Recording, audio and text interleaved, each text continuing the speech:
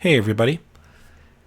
I decided to release the source code for Tempest for R.E.A.L and thought it would be good to go through the code and share some of the more important parts of it. If anyone is interested in tinkering with it and making some updates, I think this video would be helpful. So it's going to be a bit of a raw video here. I'm just going through the code, talking about it.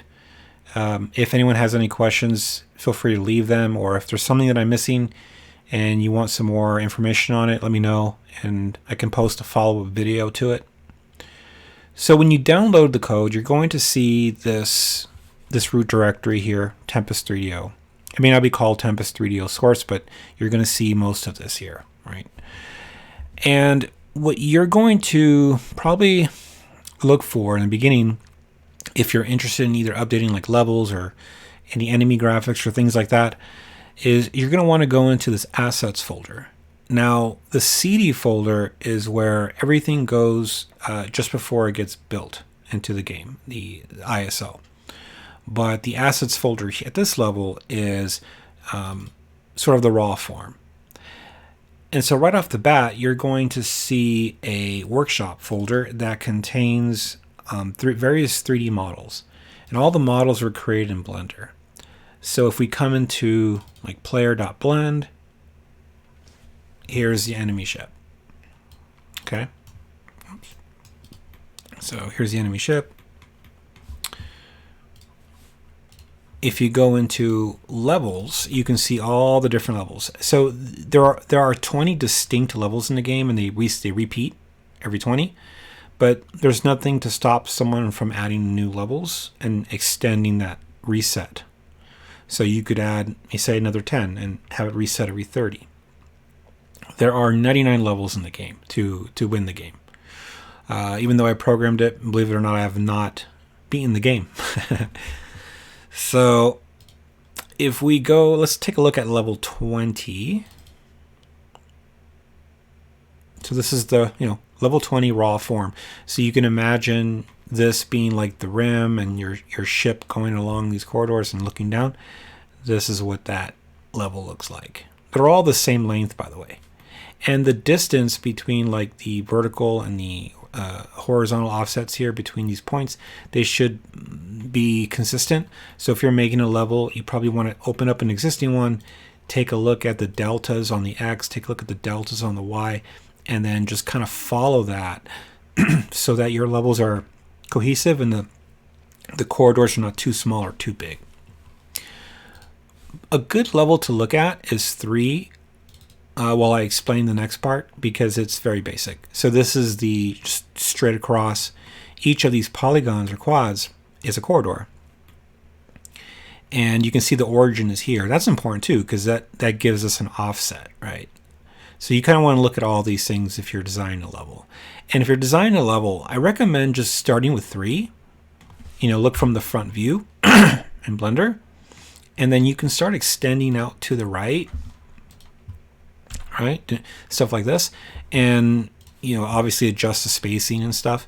And, work from the left to the right. If you start going the other way, I think that's going to mess up the ordering of the polygons. And movement's not going to be correct. But let's just say this was a level that you created and you wanted to save. There is a process before the game code will be able to work with it. And that is, you first have to export this out of Blender, assuming you're using Blender. And you want to export it out as an OBJ file. And you want to make sure forward axis is Y and up axis is Z. So this isn't the coordinate system that my engine is using, but this is the default coordinate system that Blender uses.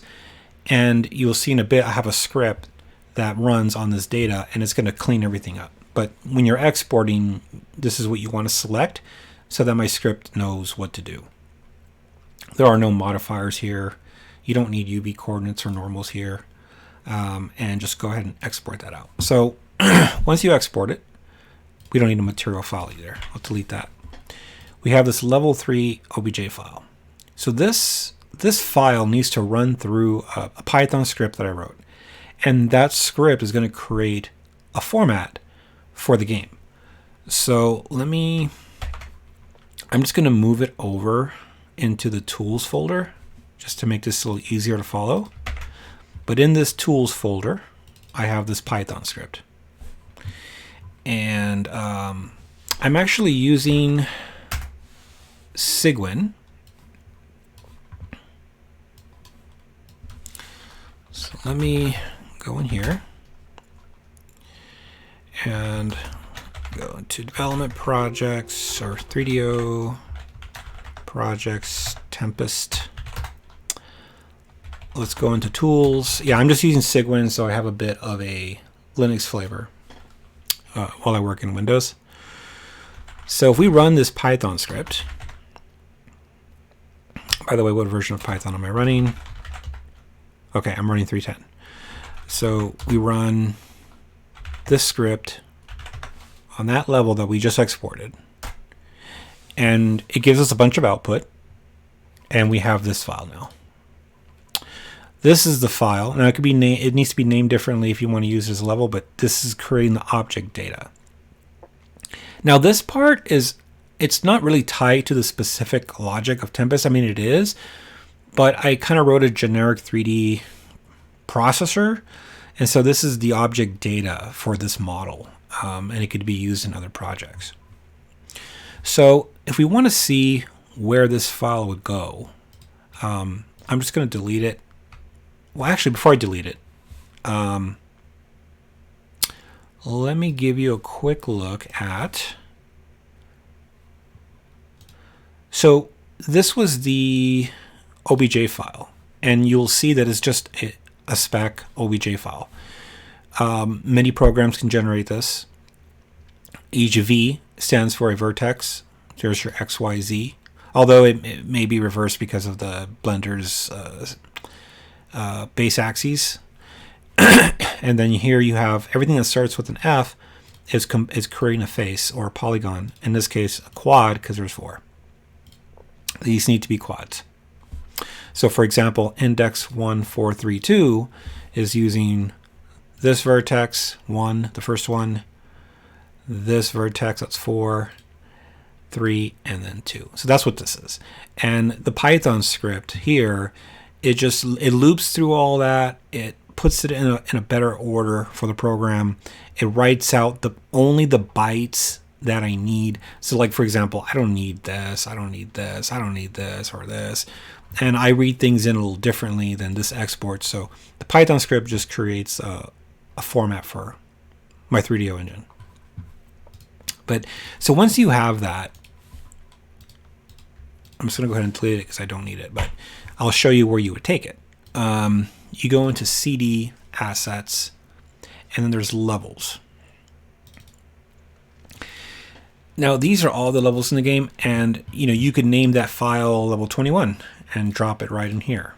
However, before the game can understand there's a level 21, the code is going to need to change a little bit because it's only expecting up to 20 levels and before it resets all the way to 99. But I just wanted to show you really quick how these levels get in there, right? Okay, so with that said, let's go into source. Source is where all the code is going to be, and I have git ignores for object files, so you're not going to see all this clutter. I mean, for just this video, it might look a little bad, but you're just going to see like the C files. You're not going to see all these object files. So it looks a little cluttered here. But in the source folder, you'll notice a game folder. All of the code that is heavily tied to game logic for Tempest is going to be in the game folder. And all the code, I guess minus main, that is reusable, you could use it in pretty much any 3DO project, is going to exist at this level. So I try to separate my game specific code, which is in here, from general code. And so the general code has its own includes folder, and the game code has its own includes folder. Okay, so I guess maybe we can start by just looking at some of the helpers, these abstract files here that you could use for various projects. So if we go in, we can see there's a cell helper. Cell helper. There's a lot of constants and macros in here, actually in the include for it. Let me go to the include for it. Here we go. So, for example, a lot of macros to get data out of the preambles. So you don't have to, remember which bits hold, what data. You can just call these macros. I also have to clear them or to set the data. So if you want to set, for example, uncoded, you would call that rather than having to use this, or something a little more complicated like the with offset, right? That does a subtraction and a shift. You can just call this, not have to worry about the preamble so much. I created some helpers to create cells for me through code, and the reason why I did that is a lot of the cells that are in Tempest, they're just single colored. They're not actual bitmap graphics. And so I didn't need to load in a graphic for that. So instead I just figured out, okay, how do I create a cell my own? And those create cells. So this creates an 8-bit per pixel coded cell. This creates a colored one. So you can pass in a color, it'll set up the palette. You can also call this to set the palette of a cell. But this is limited, where it's just going to use the same color for the entire palette. Let's see.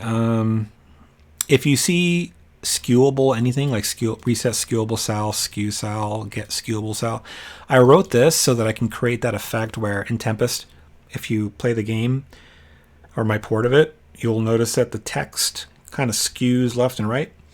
And these are just little helpers to help pull off that effect. So in here, you just find some useful cell operations, constants. Let's see. In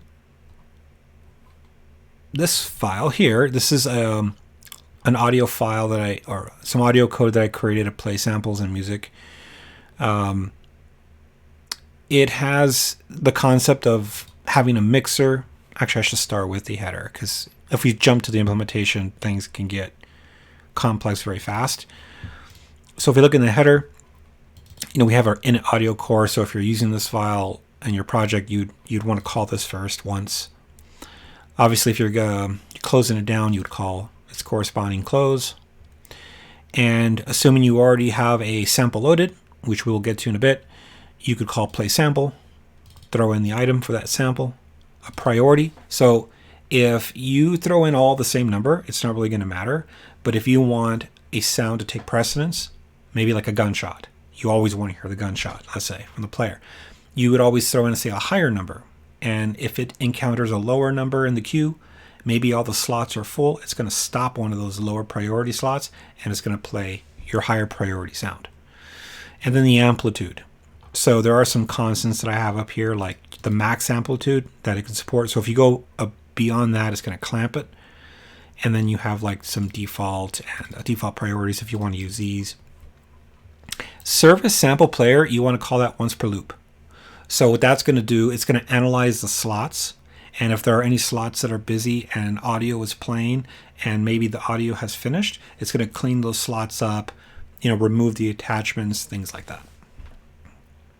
Music, I'll probably get to later, but this is just for playing samples, clips.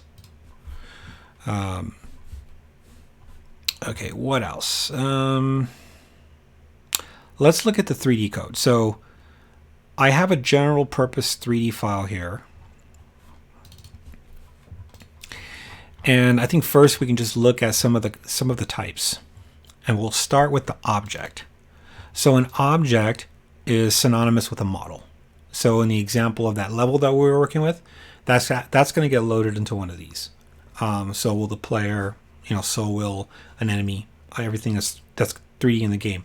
Technically, the enemies are all billboards, but they're still 3D quads. So the object type, you can see it has a position in the world. This is in 3D space. It has access to vertex data. It knows how many polygons are in it, and it has access to those polygons. and then it has a bounding sphere radius. So this just means when the object is loaded in and when this bounding sphere is calculated, it's going to take the center point to all of the vertices, all of the local vertices in that object, and the longest distance between the center and a vertex is essentially the radius of that bounding sphere. So if you imagine putting a sphere over your entire model, then the radius is from the center to the exterior. And you could use that for collisions, which in fact this program does use. You can use it for even like old school frustum culling, where you use like similar triangles to figure out your viewing frustum, and whether or not using the center of the object and its bounding sphere and a plus or minus to see like, is it too far to the left, too far to the right. So you can actually use it for a few different things. But the polygons are of type polygon here. And some of these things are set in the code by the engine, so you don't have to worry about it. Actually, I don't think you have to set anything, but this is all calculated when you load the model and when the model is being rastered. But just to kind of look through this, each polygon has a pointer to its parent. So parent object.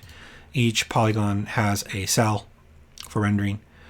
The vertex lookup table. So these are like the indexes to the vertices that get loaded up. That way it doesn't have to duplicate vertices. It has coordinates in world space, camera space, and screen space. So we'll talk about that a bit later. A normal. So a normal is just a perpendicular vector to a plane. And the normals are used in this game.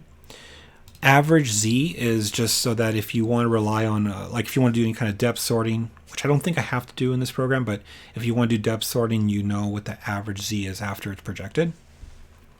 And this is something, depending on your game, you may have to tweak something like this, because sometimes it's not so simple to have just like, an average Z coordinate. You may get stuff going in front of other things that shouldn't, and all that sort of stuff. Depending on the geometry, that can be a complex thing. Palette backup, I don't quite remember what that was for. I think it was so that if I change the palette of the cell, I can restore it. And then if we look at our vertices, so we have a vertex definition, which is a vertex count and a number of vertices, and then here's the vertices, which is just an array of 3 integers basically, using fixed point math. So that's kind of top down. You got your object has polygons, your polygons have vertices. Before you use this library, you have to call init3d. It just does some setup. There's a camera. The camera is very simple in this program. It's just XYZ, a position.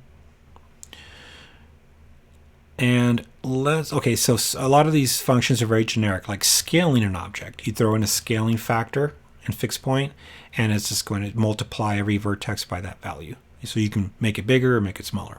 An example of that is when you see the player ship in the title screen, it's actually rendering the 3D object, but it's smaller than when it's in game. At least I believe so. You can also scale the X and Y independently if you want, but I don't think I ended up using that. You can rotate an object. So there's a lot of rotations happening in this game.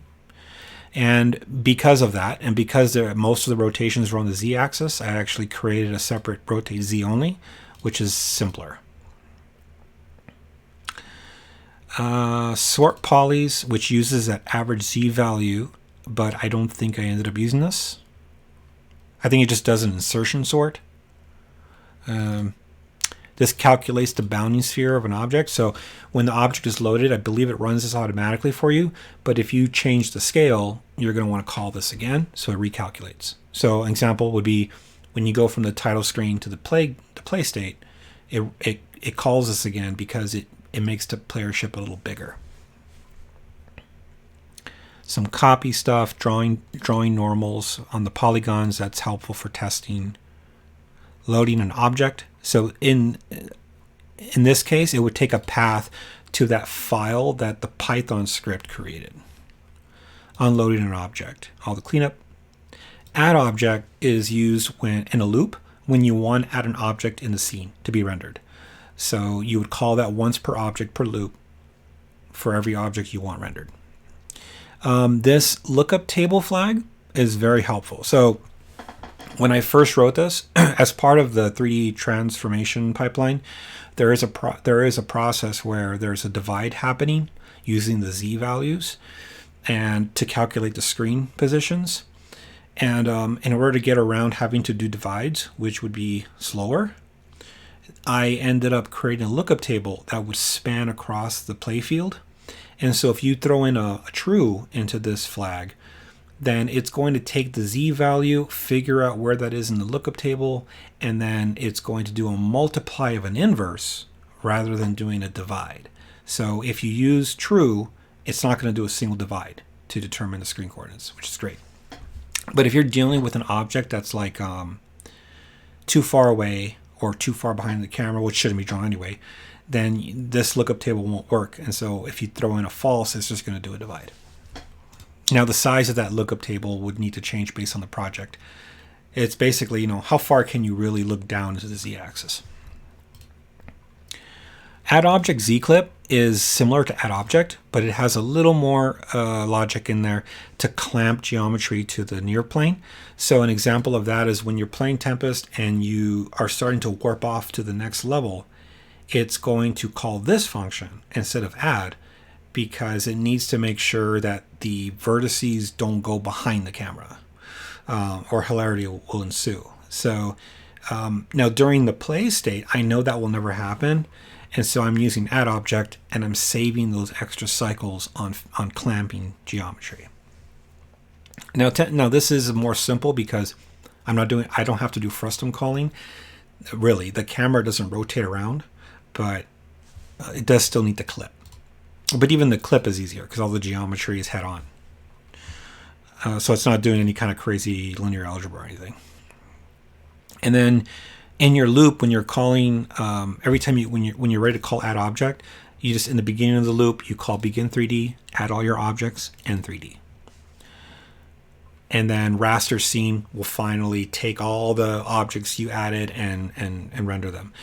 You could optionally pass in like a cell as your foreground, and it could be a list of cells linked together, and all those cells are going to be drawn in front of your models. And then background would be drawn in behind your models. So you can have like a HUD, a background, and your models in between. Background end, even though I can calculate this myself by looping through the start pointer, figuring out where the last one is set, and all that, I can just, save time, throw in the end. So that way this can just run real quick. And then this will render all the models in wireframe. Print object can be helpful. Print matrix can be helpful. Normalizing a vector, very helpful.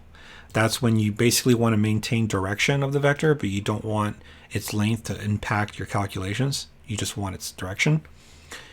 This calculates the magnitude of a vector. This checks two object bounding spheres on if a collision occurred, and you can optionally throw in a flag where it'll divide the radius by half.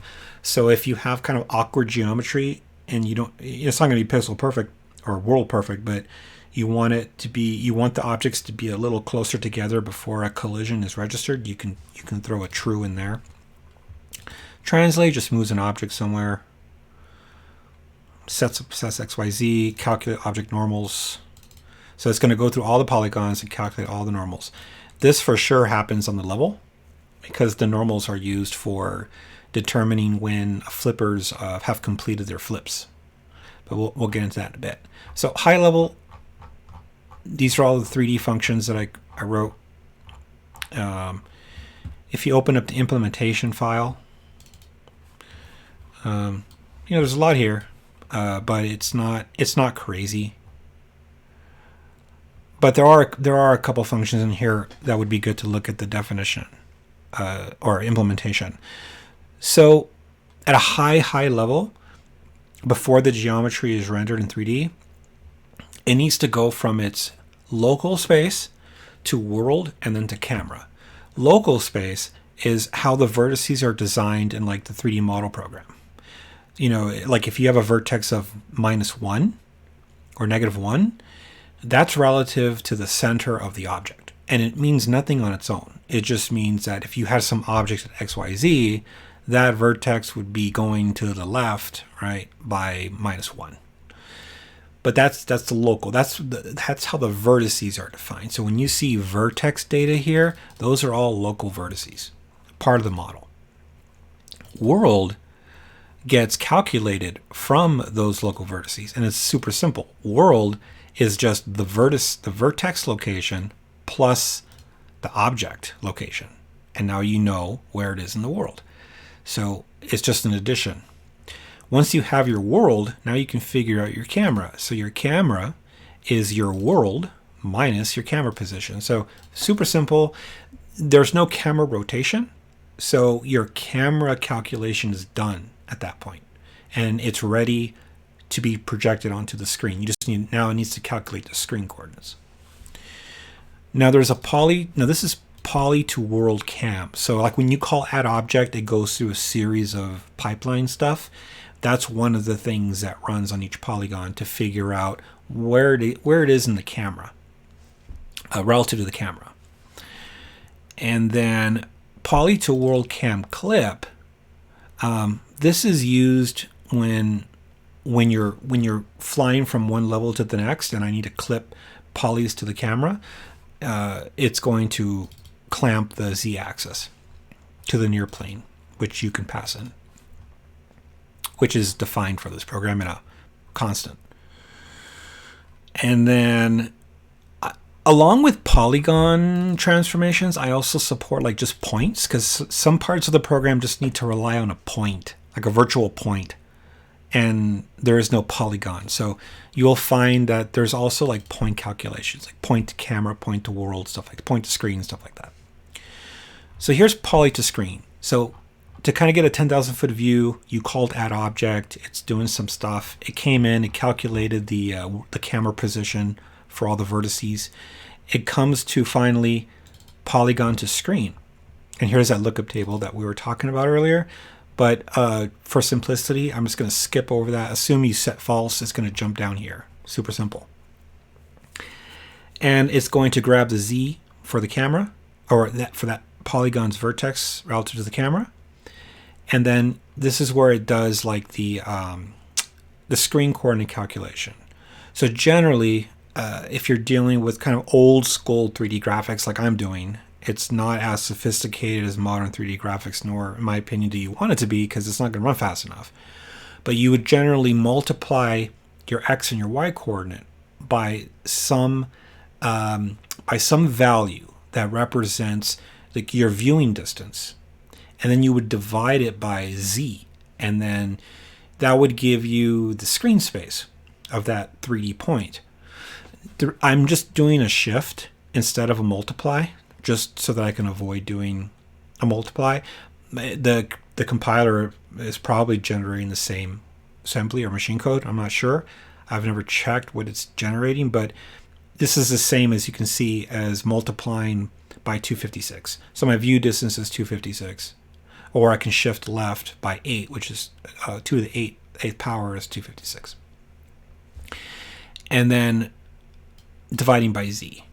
Now this add of half screen width, half screen height, that's just to recenter everything. Otherwise, your screen positions are going to be off by half screen width, half screen height.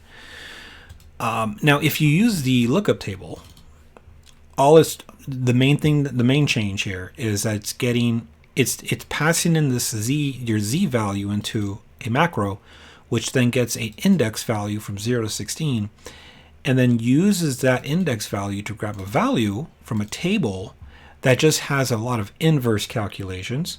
So now when X and Y is calculated, instead of doing a divide, it can just multiply against the inverse. You end up with the same exact result. Granted, it's probably not as precise, but your eye is not going to really tell, and you don't have to do a single divide. This actually saved a lot of performance right here, because this is called a lot. And this fast map cell, this is just taking points on the screen, 4 points, and it's mapping them to a cell. So this is where you get a distorted cell to match the projected screen coordinates of 3D points. And then point to screen, very similar, but just deals with a virtual point. Calc polynormals, scale objects. This just multiplies by scale factor. So you can look through this. I mean, a lot of this stuff is pretty helpful. If you're making a 3D game, you could look through this and maybe use it as a starting point. Load resource. I do want to talk about resources in this game. So rather than loading at will and just calling, load cell, load this, load that from different parts of the program, I centralized everything to one sort of resource manager. And the main reason is because I want to know precisely whenever the disk is going to be accessed or the drive is going to start reading data from the CD. Because let's just say you're buffering music at that time in another thread. You don't want to start loading graphics, right? You need to control that access. So I wanted a central point. So load resource is really just a hub that sits on top of all the different load calls that you would normally call in a program on the 3DO, at least. So this is something that I've been refactoring since I wrote Biofury. Seek res data. This just seeks the file 1 byte at a time, sorry, not 1 byte at a time. I think a word at a time. Yeah, a word at a time. But you don't really have to worry about seeking through data if you're just loading simple stuff like images and whatnot. But if you're loading like my custom file format, that's just a series of bytes. This program knows what to expect, like knows where stuff is located. So I wrote a seek file just to help me like read and write the data to these variables. See, so it seeks through this first one, and it's going to grab the vertex count, throw it there. Seeks again, it's going to grab the polygon count, throw it there, and etc. But this is the more complex version of loading files. We'll see an example later where it's pretty simple, straightforward. But if we look at the header for resources, it's very small. I have an envelope. I'm calling this a resource envelope, and it's just a wrapper around what you're loading. I have different types defined. So like, are you loading a file? Are you loading a cell? Right? Are you loading a sample, a font, etc., an instrument? Load resource, which we just looked at, a path, a type, and then a pointer to an envelope to populate. You can unload the resource by throwing in that same envelope and letting it know what type it is. And then you'll see here the lock disk drive, unlock disk drive. Now you don't have to call this yourself, so it probably shouldn't even be in this header, to be honest. Probably should have removed it. But this is what load resource calls to make sure that everything is synchronous. So let's just say that you wanted to load an image and you called load resource. Load resource is going to call lock disk drive, and it's going to wait there. And so now it's going to happen real quick. You're not going to notice that it even waited. But let's say you're streaming music. Well, it depends on what you're doing. But if you're, let's say, streaming music, it buffers chunks of the data at a time, and there are small breaks in between. It's going to catch that break. And then the music player is also checking to make sure that the disk drive is not locked. So I take that back. No, it is public because the music manager is using it too. That way it synchronizes access. So you're not trying to touch the drive multiple times at different places on different threads.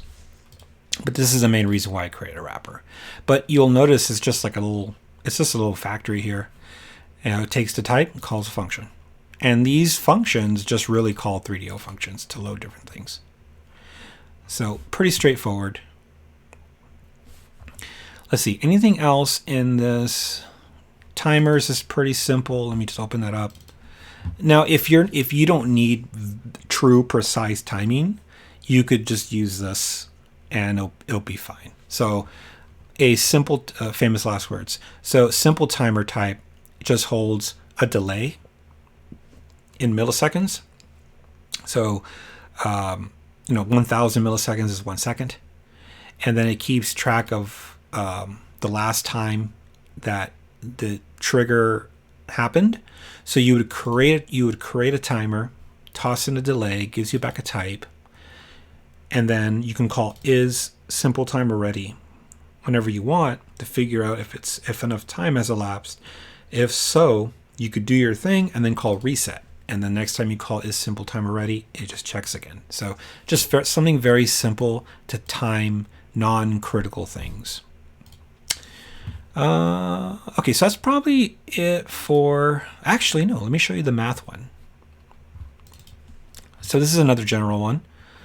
You know, a macro or to get the absolute value, copying a 3x3 matrix, calculating a vector from points, normalizing a vector, creating an identity matrix, square distance. So this will get the distance between 2 points, but it won't do a square root, because sometimes you don't need to know.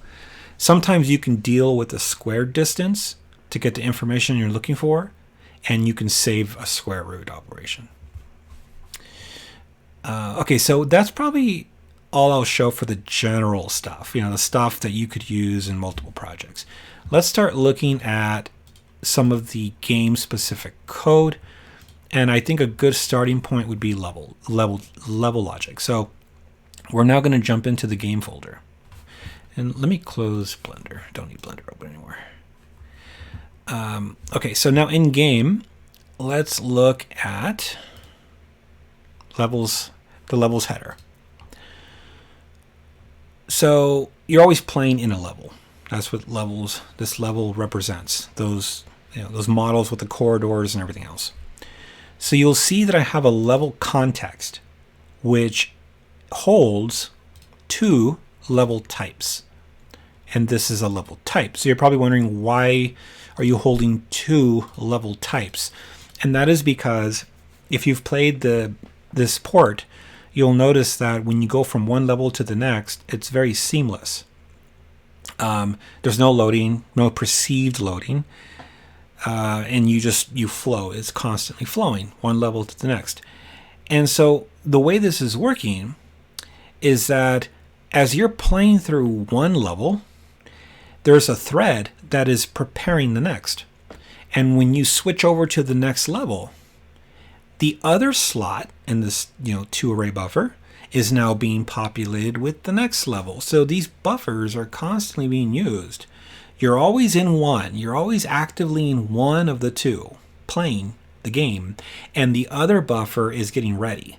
And then as soon as you switch over, you're now in the other buffer playing, and the opposite buffer that you were just in is now being updated. So this way, there's no load time, there's no wait time. So there is a thread running.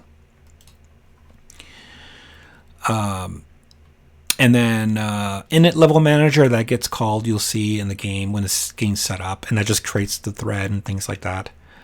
Cycle levels, every time you go through one level and you're about to enter another one, it will call that to swap the buffers and get you in the right place. Reset level manager, I think that's for when like you're restarting the game. I think it resets like counters and things like that. Starting level 1. When I was doing some testing, I drop a different number in here and skip ahead. Although I think the way the logic works right now, you can't put it in a number greater than 20.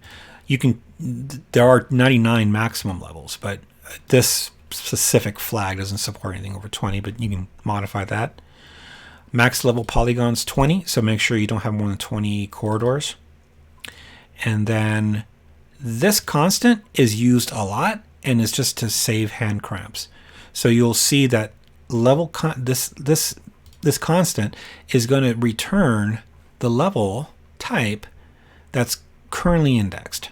That way you don't have to keep typing all this out.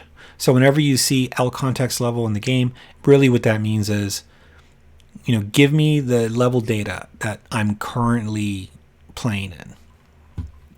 So, and remember, the levels are objects, right? So here's the object for the level. So when we were in Blender and we were looking at those polygons, that's what got loaded in to these guys. wrap is a flag that can get set. So when you're in levels that go all the way around, the logic will know to go ahead and take you to the last corridor and pop you into the first, or the way around. We could take a quick look at the implementation. It is a little complex, not too bad. Like let's see, where's a good starting point? Loading a level, the slot to load it in, right? The 1 of 2. And then the file path to the level, using the level counter as the number. My load object function, which we looked at, which is generic, loads in the object, zeroes out the position. And this is hard-coded for now, but it doesn't really have to be. This is just checking which levels wrap and sets the wrap flag. The level manager, this function, this is a separate thread. This while loop is going to be running in a separate thread concurrently with the game. And it waits for signals. Like when you load in the next level from the main thread, it gets the signal to, hey, start loading, and then it will come through. Level slot is where it's going to write to, which is not what you're actively in. And then it goes, oh, there's something here, I'm going to unload it. And then it loads in the new stuff and gets it ready. So really this thread just waits for signals to load levels. If you look at cycle levels, you can see, like for the very first load, I think it loads levels 1 and 2, although it doesn't really need to, but since you're not playing yet, it just loads 1 and 2. And then after that, it just loads every other slot. Yeah. See, sudden signal, load next. So this code is not running in the thread. It's only this function and this while loop. But it shares memories. It shares the same RAM. So init level manager, this gets called once. We looked at the prototype for that. Here's where it creates that thread. And a wait signal just so the main task can know when it's ready. So it's synchronous up to this point. Well, technically, no, it's not synchronous. This is already started, but this is gonna know when it's ready. The main task is gonna wait. Okay, so that's levels. Actually, if you wanted to make more levels, max level files, I guess you would increase this. So let's say you had 40, you wanted to rotate every 40, you would set this to 40, and every time you call next, like cycle levels, it's going to keep increasing that counter up to 40 before it resets back to 0 until you get to max levels, which is 99. Okay, so some other structure. Now we're still in game-specific code here, not the general stuff. Everything that's prefixed with the GS stands for game state. You can think of a game state as the game segmented up into different, completely different logic units. So for example, you're on the title screen, this is what's running. You're playing the game, this is what's running, if you can see my cursor. You're in the options screen, this is what's running. And every game state has to implement 3 functions: a start, an update, and a stop. So in this app file, there's a function called run game state loop. And it takes in function pointers, like what do you want to have called at the start, what do you want to have called during your update, and what do you want to have called at the end. And it's going to call the start, do some stuff regardless of which game state you're in. It's going to run this loop, which 99% of it is logic that's going to run no matter where you are. And then here's that update. It's going to call the update that you gave it. Your update should return a value that is checked in the while loop. So when you want a game state to break out and go back to where it was executing previously, then that's how you break out. Your update would return false or some value, false value. and then it's going to break out of that and then call it's going to call end whatever you passed in for the end. So the general idea is your begin is like your initialization, getting stuff ready. Your update in this loop is what you want to happen every frame, right? You're picking your options, you're doing this and that, you're playing the game, and then your end is like cleanup. But if you look in main,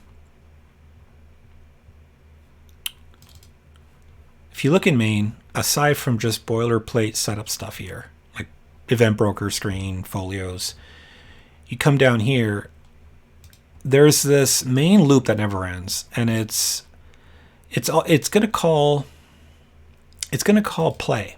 So the play game state is the top wrapper, and the reason why I did that is because like when you go from play back to the title screen, I don't want to have to unload everything and then load everything back up again. So because the play state is the more heavy state, I load everything in once and I don't have to worry about it.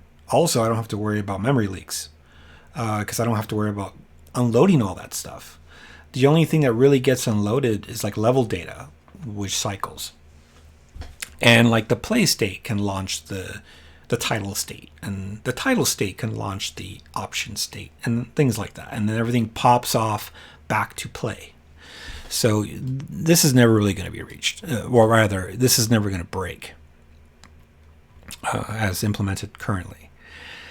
So if you look at play start, let's look at play start, which is going to be here. So this runs one time basically, and it's going to set up a lot of stuff. The player, the enemies, the audio, the stars, background, the 3D library that I wrote, everything. And it's the level manager. So at this point, we have our thread ready. It initializes our music manager for streaming the audio. And you have different play handlers. So these are just function pointers. It's a table of function pointers. So depending on the play state that you're in, it's going to be calling different logical handlers. So like on the intro, that's when like you see the level coming up to the screen and getting ready, rotating around. Your game handler is when you're actually playing. Your hit handler is when you get hit. Your switch handler is when you're about to go to the next level. Your end handler is when you're I'm trying to remember the difference between over and end. I think over is game over. End might be an in-between state. Just can't remember right now. Grab handler is when the flippers grab you. So it has its own logic. That's why I broke it out, because the flipper pulls you down into the level. Loads in some graphics that never get unloaded. Some simple timers from the general stuff. And then here's play update. And look how simple this is. Play update just calls with that whatever the current handler is. We just looked at those. So if we look at, let's say, game handler, I would say this is probably the most important handler because it's all the game logic. So let's just kind of go through this real quick. So we got our effect. Okay, so it checks to see if the super zapper is currently active. That's the tool that you get to fry everything on screen once per level. And they don't accumulate, by the way, so if you have a super zapper, you should use it. And if enough time has passed, it will go ahead and reset some things. Otherwise, it affects the screen colors. You get a little flashing going on. So I wrote some stuff to update the color palettes of the screen. After super zapper logic here, it checks to see if there are any explosions occurring, and it updates those so the explosions get bigger. But once the explosions get to a certain size, this is a fixed point value, by the way. It looks like a big number, but it's really not that big. Once it gets beyond a certain size, this size specifically, it's going to go ahead and turn off the explosion. So if you want real big explosions, you can increase this number. That's the horizontal vector of the cell scale. A value of 1 in 2012 fixed point would represent just its normal size. Now if current level is greater than or equal to 4, then it's also going to check to see if you're about to switch to the next level. And if you are there any spikes on the level? And if there are, it's going to show watch for spikes. So then down here we have the logic that checks, is it time to switch levels? So when you go from one level to the next, it's not due to you destroying a certain amount of enemies or anything like that. It's how much time has passed. And it's the same every time. You have to survive long enough, basically. But the thing is, if you're playing too carefully, you're not going to get a high score. So I figured time that was sufficient, because you still need to try to get a high score. You're still at risk. Time to release new enemies. So it's constantly pumping out enemies. Right? If enough time has passed, it's time to spawn a new one. So spawn next enemy will take care of that logic. And you can control the interval here. This is going to set, it's going to do a rand to kind of make it a little different every time. Let's see. Service sample player. So that's what services audio code that we looked at before. So it cleans up any slots that are available, stuff like that. Updates bullets on the screen, handles game input, which also takes care of mouse input. So if you're interested in programming for the 3DO mouse, you could look in there for how that works. If the player's Z velocity is not equal to 0, that means the player is not on the rim of the level. And if the player is not on the rim of a level during the play state, that means you're jumping. So this basically means, are you jumping? And if you are, it's affecting your Z velocity with this gravity value, which keeps incrementing to pull you down. So you jump up and then it starts pulling you back down until you hit the rim again. Now your velocity is 0. And then here's kind of the meat of it. Update cam is called because the camera is constantly following the player at its own velocity. Update enemies. It's going to update all the enemies on screen, all their individual logic. Update score. That's in the HUD. Update stars. Those are just the background 3D points that are flying at you. They're cells. Clear the background. Here's begin 3D, end 3D. So we add all our objects. So our level is an object, our bullets are billboard objects, our players object, enemies are billboard objects. I think the player is 4 polygons, I believe. And then raster scene, this is going to draw everything. And live 0 is the start of our HUD. So it's going to draw from there, it's going to draw the score, all those things on top of the 3D scene. Draw spikes. If you had any spikers that left spikes, this is what draws those lines. And then draw guides. This all sits on top of the scene really, but it's not really part of the cell list. It's going to draw highlights over the corridor that you're over. And that is the main loop. So I mean, if you start digging into these individual functions, you're gonna get a lot more information. But this is really where to go if you want to track down the main play logic. Now, if we take a look at enemies, I think that's good because enemies are kind of separate, a little complex, not too much. And you may want to add some new ones or change behaviors. And so it's good to get familiar with that. So if we open up enemies file, you will see that here we have some constraints. So in this table, we can define how many of any particular enemy can be on the level at the same time. And this is really important because you want to try to make the game feel balanced. Like if you throw too many flippers out at once, you're going to have a rough time, right?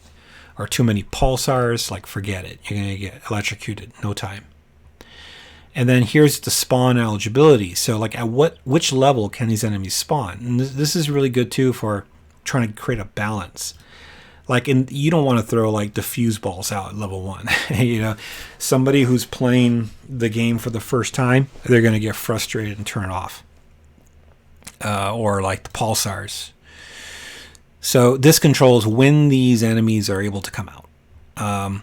This table is just a lookup table for animation. I hope you can see all this well. Okay. And then down here, we have this segmented up. So whenever a new enemy is about to come onto the board, an init function runs for the corresponding enemy. Just gets it ready. And some of them do things differently depending on their logic. Now, when enemies are being updated, one of these functions are going to call, depending on which enemy it is, because they all do things a little differently. And then this is a generic pool of behavior functions that I wrote that are used by all these enemies. So some enemies use others, some don't. It all depends on their behaviors. But I try to create like these reusable function components that these enemies can run. By the way, I have a habit of writing static a lot. Unnecessary, I know, but for me, it just kind of helps my brain see this and go, oh, you know, this is just for this file. Maybe it's a bit more verbose than it needs to be, but okay. So down here, you know, we have the implementations. So we can take a look at an example. Oh, and again, we have enemy handlers. It's just a table of function pointers that point up to those functions. And here are the function pointers for the update handler table. So update enemies will loop through all the enemies that are active and then run their corresponding update functions. But let's take a look at here we go. Init flipper. So sets the health, its speed, its traversal order, which is random. You know, is it going to start going clockwise or counterclockwise when it reaches the rim? Each enemy can use this logical flag for different things. When you look at the update logic for each enemy, you can see how it's being used. In the beginning, I also had health was different for each enemy, but it didn't feel right. And you know, I think the point of Tempest is a lot of action, and to get a lot of action, you need to be constantly destroying stuff. So I made all the health 1. And now let's take a look at an update for the flipper.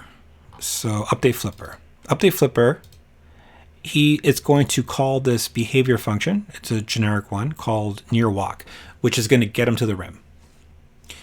And this is going to occur. Let's see.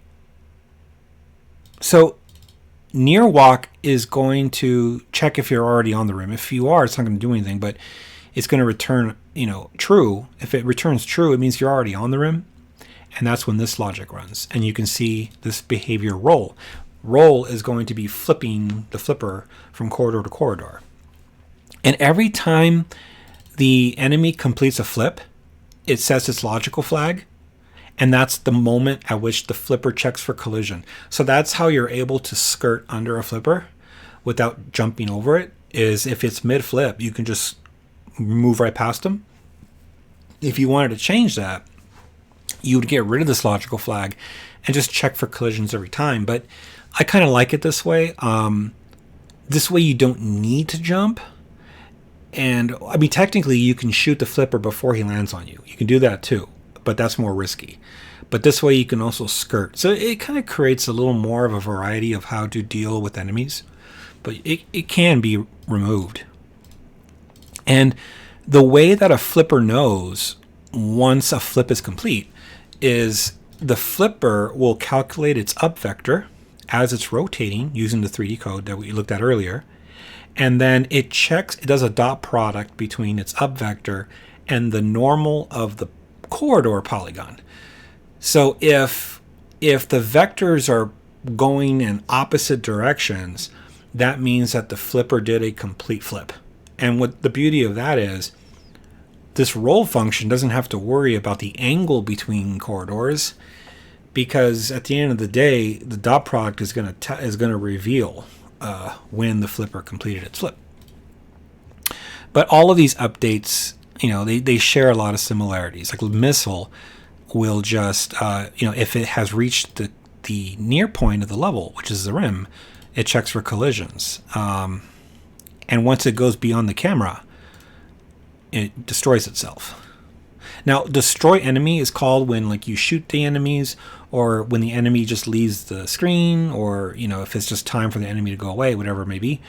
The destroy is called. And when some of the enemies are destroyed, like by the player, like a tanker, it will release a payload. It will release another enemy. But here are all the updates. And then below all the individual updates, when you go down to the bottom, you're going to see the behavior implementation. Like bounce, that's what's used by the pulsars. They just go back and forth, back and forth. You can see that it's calling the walk function. It's calling the near walk and the far walk to just go back and forth, and using that logical flag to flip to know which direction to go. And every now and then it will just electrify the corridor. Releasing the payload. So if you want to modify any enemy behavior as a whole, you could do it in these MB_ functions. If you want to modify the specific update details of an enemy, you would do that in the update functions for each enemy. Okay, what else? Let's see. Camera, pretty straightforward. Update camera just follows the player. Set camera target. The camera target's pretty much the player. Zero the camera out, reset it back to 0. There's corridor logic, player logic,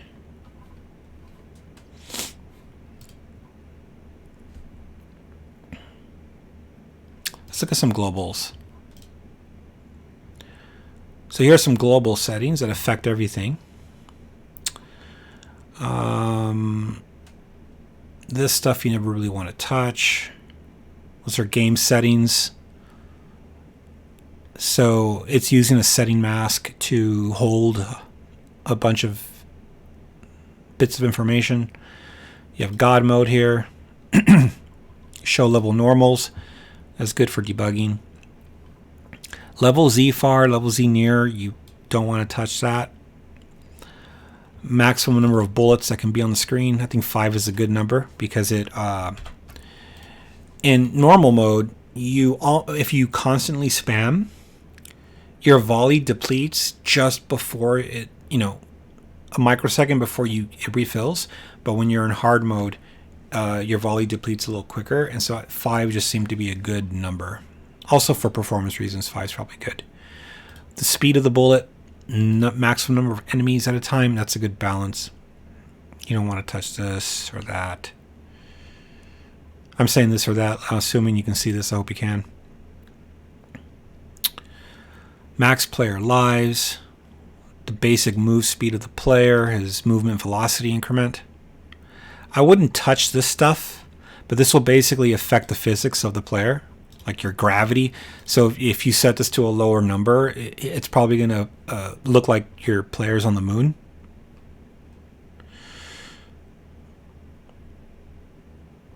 Some different sound effects constants when you want to play a sound. Like zap is the bullet firing, boom is explosions, pulse is pulsars zapping, the whoa when flippers pull you down. So super zapper recharge voice. Different enemy types, different enemy statuses, so active, destroy, inactive. This holds the data for an enemy, data for the player, bullets, stars, and then these are just all the extern functions that can be called throughout the program. So there's a lot of functions are static in the files, and then the ones that need to be called globally are in here. So I try to keep it separate so it's a little easier to isolate issues.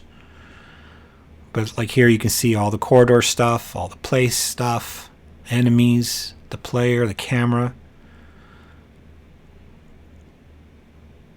Let's take a look at zap enemies. So zap enemies will loop through all enemies, and if they're active, it sets them to destroy. Easy as that.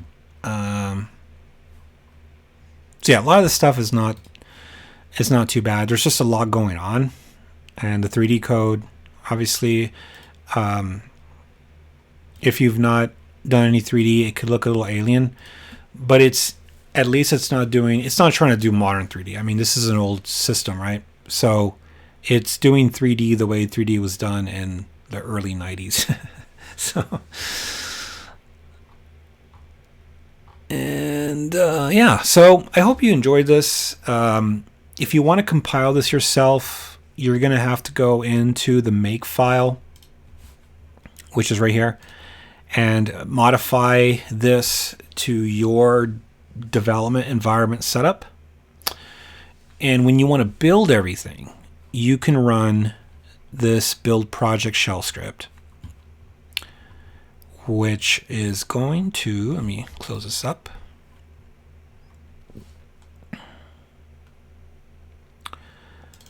So this build project script will go into the source folder, run make, and then it's going to generate the ISO and then launch it. Now, obviously, you're going to have to play with some of this on your own machine. If you look at launch, I'm just setting a path to RetroArch. I'm setting a path to the core's dynamic link library, and then running start, right? Loading it up, loading the core, loading the ISO. But build project is the main one. So if you're just touching code, you can run build project and or convert it to a batch file if you don't want to use Sigwin or if you're using Windows, and then run it. Build banner, probably never have to call that. It's just for building the banner, which is that splash screen. And then build assets will go through and build all the graphics. You only need to touch that if you're modifying graphics. So to take stock on where we are, so the tools folder, this is the tool to generate my own custom format for 3D models. And then CD, this is the actual game here.